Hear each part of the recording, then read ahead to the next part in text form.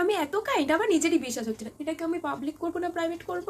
বেটা তুমি এটা প্রাইভেট করে দাও, আমি চাই না কেউ তোমার ভালো হওয়ার সুযোগ নেই। ওকে মামা। হে, এটা আমাকে দে। ওকে নে।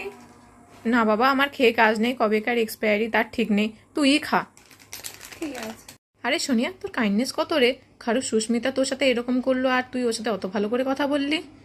এটা প্রাইভেট করা আছে, কিন্তু আমি অনেকটাই কাইন্ড। আজকে পেন আনতে ভুলে গেছি। এনে আমারটা ইউজ করে নে। আজকে আমার কাছে 1 টাকাও নেই, আমি ক্যান্টিনে কি খাবো?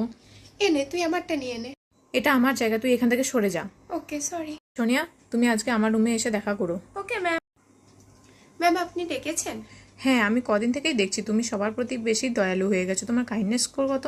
ম্যাম এটা প্রাইভেট করা আছে, আর আমার মা আমাকে বলতেও বারণ করেছে। কিন্তু আমি তোমার টিচার হই, তুমি আমাকে বলতেই পারো। 500 ম্যাম। কি, তোমাকে এখনই হসপিটাল নিয়ে যেতে হবে? কেন? আপনারাও যদি আমার মতো কাইন্ড হয়ে থাকেন তাহলে আমার চ্যানেলটি সাবস্ক্রাইব করে দেবেন।